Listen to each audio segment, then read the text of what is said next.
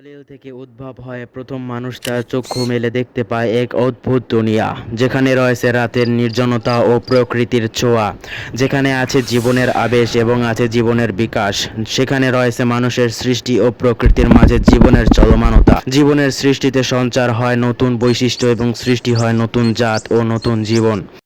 সেখানে প্রকৃতির কর্মময়তা ও মানুষের সৃষ্টি তৈরি করে নতুন সৌন্দর্য।